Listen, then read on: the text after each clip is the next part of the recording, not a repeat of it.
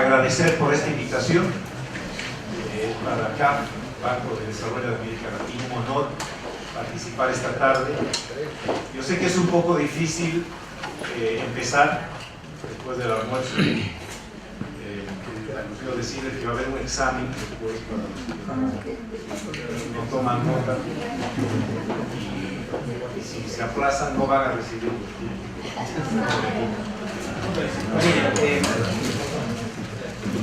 La presentación voy a hacer lo más rápido posible. Primero presentarles qué es CAF rápidamente, luego de acuerdo a la experiencia de CAF, que trabaja en prácticamente 19 países de la región, explicar las características del modelo APP, el desarrollo de APPs en América Latina y algunas conclusiones y lecciones aprendidas importantes. CAF es un banco de desarrollo, que trabaja desde hace 40 años. Tenemos dos pilares, el desarrollo sostenible e integración regional. La verdad que esos dos pilares no han cambiado a lo largo de los últimos 40 años. La necesidad está allá. América Latina ha hecho muchos avances, sobre todo en el tema de desarrollo sostenible, pero todavía hay una tarea pendiente muy importante en integración. Lo que hacemos es movilizar recursos. Las viejitas que ahorran la plata en el colchón, en Alemania o en Tokio, CAF emite en los mercados internacionales. De papeles tenemos desde el año 92, hemos hecho alrededor de 230 emisiones. Tenemos una calificación mucho más alta que todos los países, y eso básicamente está dado por la confianza que tienen los países en CAF. Este es el desarrollo de CAF en los últimos años. Empezamos, este es el nombre, Corporación Andina de Fomento, andinos. Éramos 5 países andinos y ahora somos 19 países y 14 bancos. Entonces, la verdad que hubo un crecimiento, y lo de andino ya no tiene mucho sentido si Jamaica, México, Chile, bueno, Chile sí, pero Brasil o España forman parte. Entonces quedó CAF, pero somos Banco de Desarrollo de América Latina. Esta es la cartera de CAF los últimos años. Hemos llegado a más de 20.000 millones de dólares. Somos el financiador más importante en infraestructura en la región. La verdad que los recursos no son suficientes, y lo que tenemos que ver son maneras inteligentes de, uno, que se utilicen bien los recursos y de atraer financiamiento a la región. Esta es la cartera en todos los países. Como ustedes pueden ver, los países andinos, que son los originarios desde hace 40 años, son los que tienen la mayor parte de la cartera, pero países como Brasil y Argentina están creciendo. Este es el porcentaje de la cartera. Y bueno, hay países que todavía no tienen un financiamiento muy importante, pero el crecimiento, la verdad, es en todos los países, y las necesidades, sobre todo en periodos como este, vienen de todos los países. Esta es la cartera en Ecuador. Pasamos los 3.000 millones en el año 2015, vamos a pasar los alrededor de 3.400 millones el año 2016, y la verdad que, bueno, la idea de las APPs es esa, básicamente, tratar de buscar otro tipo de financiamiento, y es por eso que es importante para los gobiernos seccionales, para los gobiernos regionales, para todo el mundo, buscar alternativas de financiamiento. La cartera de CAF en Ecuador está sobre todo en temas de desarrollo social, agua, educación, y en temas de carreteras e infraestructura económica. Estas son las publicaciones de los últimos años relacionadas con temas de APPs.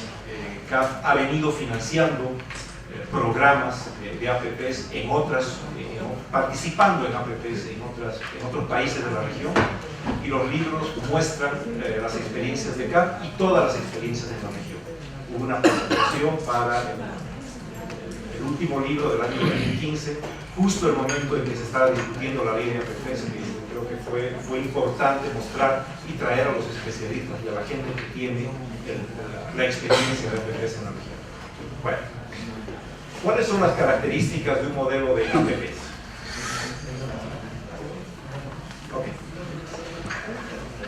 Lo primero que hay que entender en APPs es que es una alternativa de financiamiento.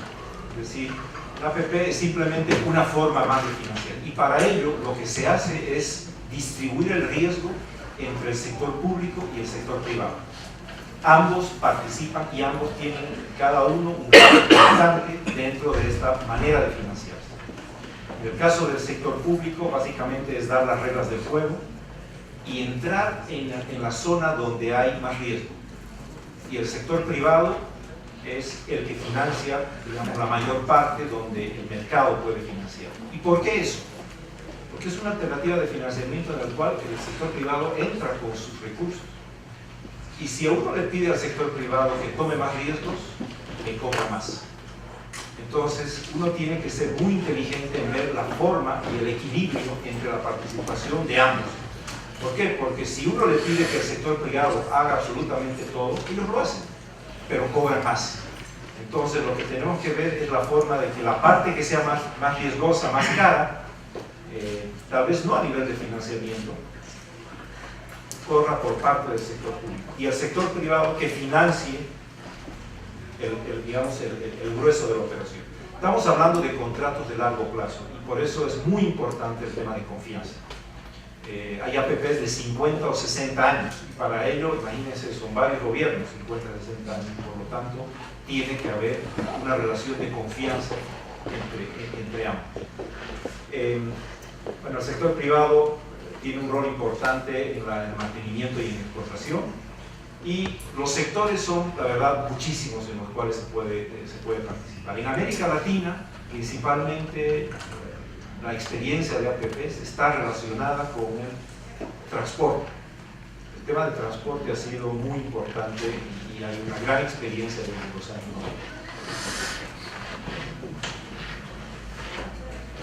90. ¿Cuáles son las características importantes de un modelo de APPs? La primera es el tema de eficiencia técnica. Es decir, hay que sacar provecho de la eficiencia técnica que se tiene con relación a este tipo de financiamiento. A nivel de diseño, de construcción, de financiamiento, de mantenimiento y de explotación. ¿Qué quiere decir esto? Quiere decir que si uno aprovecha y aplica bien una APP, puede tener un proyecto de excelentes características técnicas. Pero hay que tomar en cuenta otro tema, que toma tiempo. Un financiamiento de APP no se hace de la noche a la mañana. Estamos hablando de 1 año y medio, 2 años y medio para que una APP empiece a funcionar. ¿Por qué? Porque es complicado, no es un financiamiento de un préstamo normal. A nivel de presupuesto, fundamental, estamos atrayendo ahorro de otras regiones, financiamiento y ahorro. Podemos anticipar proyectos que no podíamos financiar porque no había recursos previstos en el presupuesto general de la nación, se los puede traer a través de los proyectos de APP, y el mantenimiento de los proyectos por parte del sector privado hace que sean sostenibles a lo largo del tiempo. Esa es una característica importante. Y a nivel de calidad es importante, obviamente, el usuario en general tiene puede tener mejores servicios, si estamos hablando de carreteras, si estamos hablando de energía, de algunos tipos de servicios, con estándares de calidad muy importantes. Ahora bien, el tema de contratos es fundamental. ¿Y por qué? Porque hay países que hacen APPs sin tener una ley de APPs. No es necesario tener una ley de APPs para hacer APPs. Suena contradictorio, pero es así. ¿Qué es lo que se hace básicamente? Es, si no hay una ley de APPs, el contrato, que es una ley entre partes, básicamente es lo que rige, pero el contrato es muy voluminoso. Si hay una ley que cubre prácticamente todo, entonces el contrato es mucho más simple. Sin embargo, si no hay una ley, el contrato tiene que suplir todo lo que no dice la ley, y eso puede tomar un poco más de tiempo. Algunos inconvenientes del APP a nivel de experiencias, los costos de transacción pueden ser bastante caros, es decir, la estructuración de una operación de APPs toma tiempo y toma dinero, sobre todo al principio, cuando se está desarrollando el conocimiento. El tema de la debida diligencia, es decir, todo el trabajo que se tiene que hacer para controlar que esto vaya funcionando, toma recursos. Y la regulación y supervisión también son fundamentales, y allí es mucho más costoso en tiempo que una operación de financiamiento normal. Los costos financieros, hay que decir, una APP cuesta más que los recursos que tiene el sector público. Es más caro. Simplemente lo que uno hace es pasar en 20, 30, 40 años. Pero si uno trae todos esos recursos a valor presente, es decir, como si la plata la tuviéramos acá, es más caro. Y eso hay que tomar en cuenta en el momento de un financiamiento. A veces es difícil de comparar porque hay solamente una empresa o dos empresas y uno no puede comparar, como por ejemplo si yo tengo 10 bancos a disposición, yo puedo comparar las tasas y los tiempos. En este caso es mucho más complicado poder comparar. Y los riesgos son importantes. Y hay países que se han hecho en Costa Rica, las primeras experiencias de APPs han sido complicadas. Y el tema de garantías es importante. El sector público tiene que dar las garantías al sector privado para que participe. El sector privado no lo hace porque son buenos chicos, lo hace porque van a ganar recursos. Ahora tenemos que encontrar un equilibrio razonable entre un buen servicio y una cantidad de recursos razonable. Un tema importante es la percepción del usuario. Muchas veces se confunde APPs con privatización, lo cual no tiene absolutamente nada que ver, pero sí hay un riesgo que puede ser complicado y que políticamente puede tomar digamos, un camino que no queríamos tomar. La rentabilidad es un tema bastante complicado porque muchas veces muchos de estos proyectos no son rentables y una justificación de APPs no siempre se da. Lo que les quiero decir básicamente es que no todos los proyectos son financiables por APPs. Hay algunos que no deberían hacerlo. ¿Por qué? Porque ya sea financieramente no funciona o porque sencillamente el sector privado no le interesa y nunca va a entrar. Y ustedes pueden proponer el precio que sea, el sector privado no va a entrar. A que se vuelva lo voy a aplazar y a ver, estoy bien en paga. Desarrollo de APPs en América Latina. Veamos, rápidamente. Estas son las experiencias en Argentina, Chile, México. Especialmente en Chile hubo una gran cantidad de concesiones a partir de los años 90, muchas de ellas muy exitosas que continúan, algunas de ellas que no funcionaron bien y tuvieron que cambiar algunas cosas. Y el mensaje acá es que este es un proceso. Nadie nace sabiendo, ningún país nace sabiendo. Todos tenemos que ir aprendiendo, considerando las particularidades que tenemos en los países.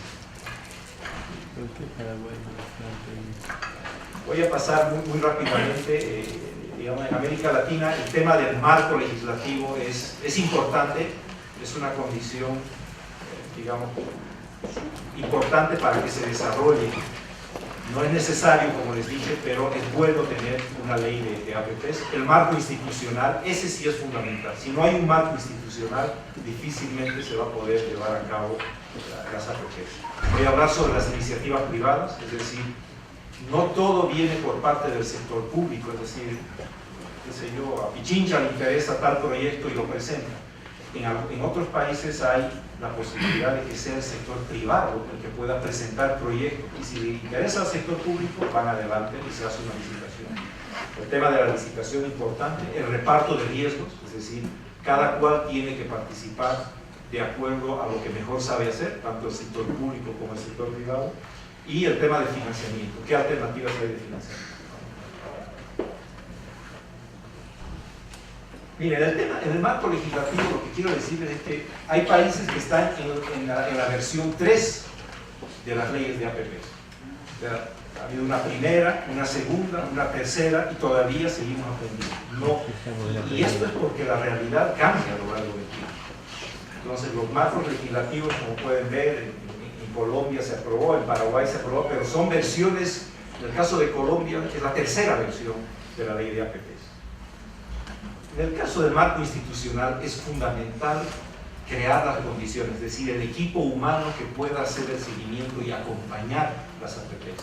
Sin ello es muy complicado, es decir, estamos hablando de negociar con el sector privado, que muchos de ellos son gente complicada, es gente que quiere sacar la tajada más grande y son buenos negociadores. Si uno no tiene el equipo negociador y no sabe dónde están los trucos, puede ser complicado y al final uno puede verse de manos atadas, porque lo que ellos quieren es ganar plata. No se equivoquen en eso, esa es la participación y hay que direccionar muy bien. simplemente un tema, hay países que ya tienen organismos especializados para hacer el seguimiento de las inversiones de las APPs, en el caso de carreteras o en el caso de energía, como es el Perú. En el caso de Perú, dentro de Proinversión hay la oficina de OCITRAN y la oficina de OCINET, que son la oficina de seguimiento a las inversiones en transporte y en energía, que hacen el seguimiento de las inversiones de APPs en cada uno de esos sectores. Es decir, hay una institucionalidad que se está creando y hay que aprovechar eso, hay que traer a la gente que conoce y CAF, que conoce tiene esas experiencias. Nosotros podemos traer a esta gente cuando se lo requiera. Ahora sí. En el tema de iniciativas privadas y de licitación, miren, iniciativas privadas es lo que les decía, es la alternativa a que el sector privado pueda presentar una propuesta, y en el caso de que se acepte, se haga la licitación y no salga, el gobierno le devuelve entre el 3 y el 8% del monto de todo el proyecto al que presentó. Y esto ha hecho, por ejemplo, que en Chile, en el periodo del 96 al 2012, haya más de 300 iniciativas que se han dado, y muchas de ellas ya están, en este momento, están en funcionamiento. Esto es lo que me queda. La licitación. Es importante hacer un proceso de licitación por la imagen, no solamente por el tema de imagen, sino la licitación tiene que ser lo más abierta, lo más competitiva posible. Este es un tema fundamental, y cuando hay solamente una empresa que se presenta, hay complicaciones.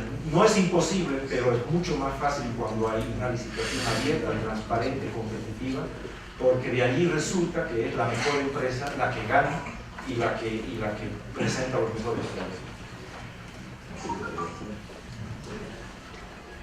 En el tema de riesgo, lo que les comentaba, el sector privado asume los riesgos que el mercado puede asumir, y el sector público los que no son controlables. ¿Por qué? Porque el sector privado no quiere entrar en un riesgo que no pueda controlar. Y les digo, es muy complicado el momento en que el sector privado entra en un riesgo que no puede controlar, porque va a cobrar bastante. En algunos casos, el tema de la escasa rentabilidad financiera y los elevados riesgos hacen que la participación privada sea bastante complicada. Y obviamente aquí estamos hablando de recursos. Estamos hablando de recursos de financiamiento. Obviamente hay un know-how, hay una manera de hacer las cosas que las empresas ya saben, pero finalmente lo que estamos viendo acá es financiar proyectos para el bien de la comunidad.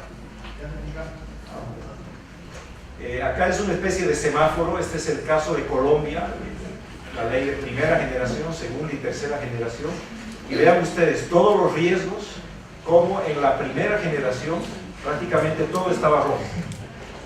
O sea, el riesgo constructivo, es decir, la ley, eso quiere decir que la ley no consideraba de una manera razonable el tema del riesgo constructivo, o el riesgo social, o el riesgo geológico.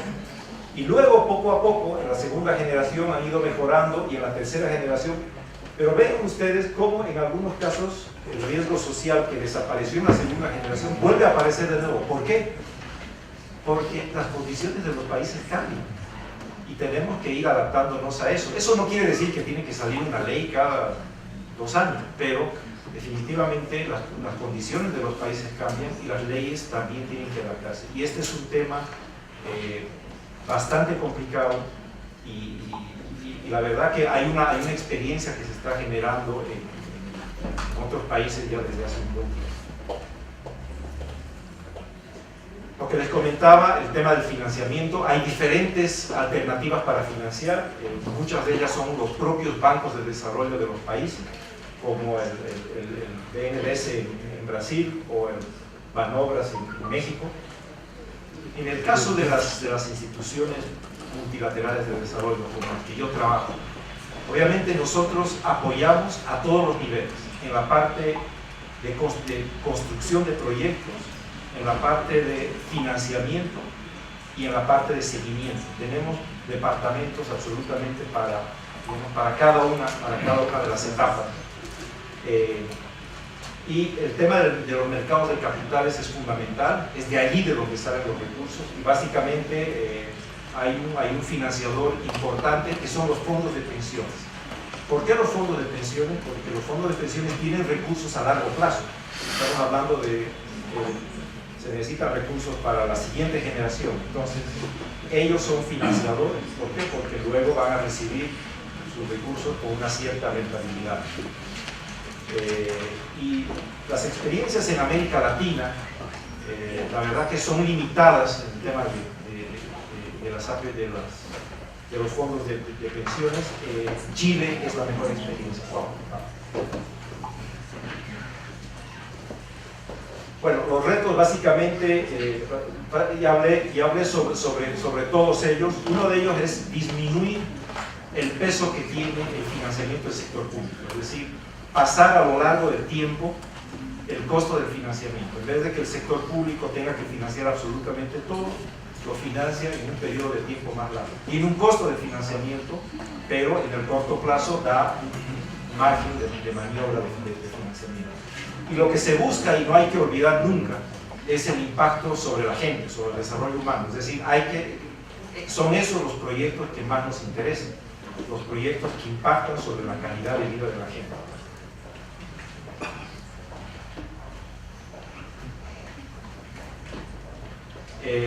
Algunas de las lecciones aprendidas, y esto para terminar. Uno, que hay una secuencia que no nos podemos pasar, es decir, tenemos que ir los estudios, el cierre financiero, hacer la licitación y una administración y evaluación. Son unos pasos que se tienen que ir cumpliendo, que son importantes dentro de una APP. El tema de la demanda y costos. No voy a leer lo que está acá, pero básicamente la idea detrás de ello es lo siguiente, no todos los proyectos son financiables por APPs. En algunos casos, si la demanda es pequeña, ¿para qué correr con un costo demasiado grande? No vale la pena. Tal vez es otro tipo de financiamiento u otro tipo de proyecto el que se tiene que hacer. Y el tema de los contratos fundamental. Es decir, finalmente, cuando hay alguna diferencia entre las partes, son los contratos los que van a hacer la diferencia y van a ver quién es el que tiene razón o no. Y muchas veces uno cree que uno discutió algo con el financiador, pero lastimosamente lo que dice en el contrato no es exactamente eso, y hay muy malas experiencias sobre ese tema. Otro tema son las licitaciones, que es lo que les comentaba, el tema de la competencia. Si hay un solo proponente se puede hacer, pero las condiciones de negociación son el tema de las presiones. Muchas veces hay presiones sociales para que no se hagan licitaciones. No caigan en esa trampa, siempre hagan una licitación. Las experiencias cuando no se han hecho licitaciones son pésimas. El tema social, es decir, la participación de la gente, la comunicación, que la gente sepa de qué se trata el proyecto, qué es lo que va a pagar, cuánto va a costar a la población. Es importante pasar ese mensaje, porque muchas veces se despierta y dice, yo no quería pagar $1 por el peaje, ¿sí? Y el proyecto tiene una serie de problemas a lo largo del tiempo. Bueno, el tema de elegibilidad que les comentaba, no todo es financiable por APPs, es una alternativa y para ello hay que ver cuáles son las condiciones, hay que ver alternativas de financiamiento. Luego el tema de los riesgos, hay una gran cantidad de riesgos, temas de expropiaciones, el tema de la calidad de las instituciones, que es fundamental. Voy a leer cada uno. Esta presentación, por si acaso, va a estar a disposición de todos ustedes para que la vean. Si tienen alguna duda, encantado de la vida. El tema del control, hacer un control de lo que se está haciendo, es decir, de nuevo, es gente que quiere ganar dinero y hay que hacer una supervisión de la obra, una fiscalización de la parte financiera, es muy importante, ¿ya? Ok, termino. Ok, esta es la última. Acá, miren, los países se equivocan. Nosotros nos equivocamos, todo el mundo se equivoca, pero es simplemente una alternativa de financiamiento. El hecho de que algo no les funcione no quiere decir que el modelo no funcione, quiere decir que o hemos hecho mal o está mal aplicado. Simplemente vean como eso, como una alternativa de financiamiento. Y un fracaso no significa que todo el modelo esté mal. Muy importante el tema de proyectos.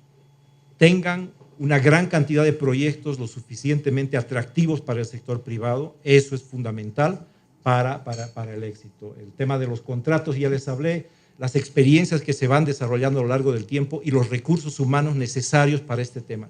Hay que formar equipos para esto. Nadie nace sabiendo, negociando o conociendo sobre estos proyectos. Se aprende en el camino. Y finalmente, y no menos importante, la comunicación y la socialización en la población. No sorprendan a la gente con APPs. Hay un costo que la gente tiene que pagar porque esto se cobra en función a los servicios y la gente tiene que estar debidamente informada y participar en este tema. Bueno, todo lo que tenía que decirles. Muchísimas gracias por su atención.